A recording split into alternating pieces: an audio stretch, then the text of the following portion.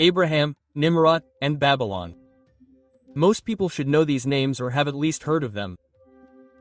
4,000 years ago, a powerful tyrant named Nimrod ruled the city of Babylon.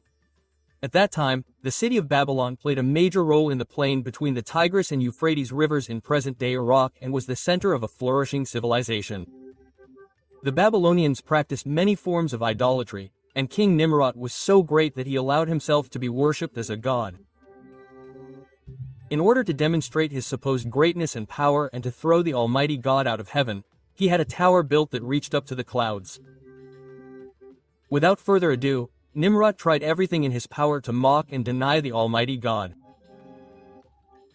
One day, however, Abraham got in his way, because the Almighty God commissioned Abraham as a prophet or messenger. Accordingly, he was to deliver God's message to the people and call them to reason. King Nimrod did not like that at all. "Light the biggest fire on earth and throw him in." "Yes, Your Majesty." He decided to throw Prophet Abraham into the fire, which he had lit with vast amounts of wood. When the fire finally raged with full force, the big moment arrived. The soldiers brought the entire god near the fire in order to hurl him into the fire with a final command. The Babylonians had already gathered around the fire and were cheering. At that moment, however, the soldiers and everyone else present noticed something strange. They saw all sorts of animals running towards the fire. They saw horses, dogs, and cats. They saw camels, donkeys, and even lions. Hundreds, if not thousands of animals, ran towards the big fire and spat water out of their mouths. They obviously wanted to put out the fire into which the prophet was to be thrown.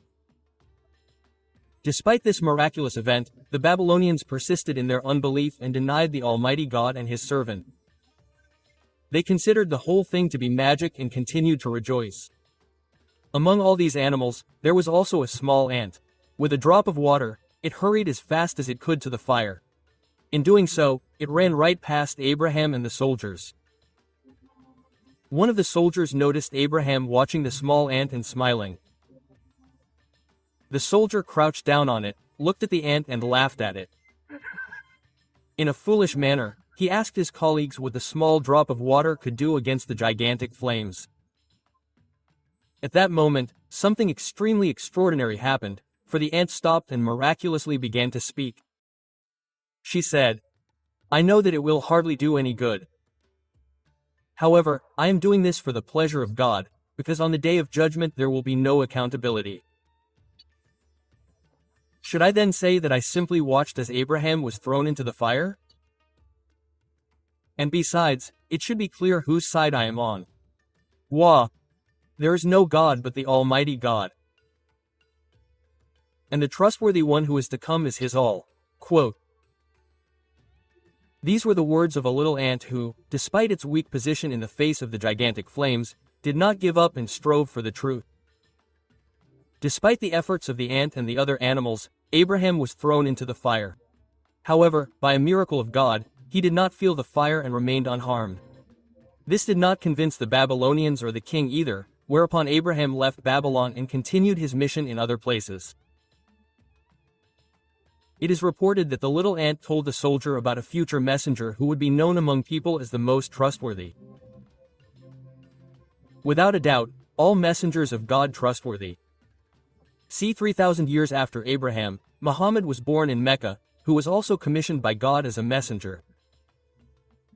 Even before he was commissioned as a messenger, Muhammad was known primarily as the trustworthy one. He was so trustworthy that in Mecca he was called Muhammad al-Amin.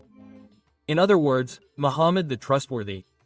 Above all, a very special historical event supports Muhammad's trustworthiness. For after Muhammad was commissioned by God as a messenger, he climbed a hill and called the idolaters to him. When the idolaters heard the messenger's call, they rushed to him and gathered at the edge of the hill on which the prophet was standing. The prophet asked the idolaters whether they would believe him if he said that there was an army of horsemen behind this mountain that was about to attack them. Without hesitation, the idolaters said that they knew Muhammad as the trustworthy one and that they would undoubtedly believe him. When he heard the words, he proclaimed that he was the chosen one of Almighty God and called upon them to abandon their idols and worship Almighty God. This truthful call, however, was apparently too much to ask of the idolaters. They turned their backs on Muhammad and left the place without further ado. This was the beginning of a deep enmity between the idolaters and Islam. Nevertheless, in the end, the truth prevailed, and even today Islam is the fastest growing religion in the world.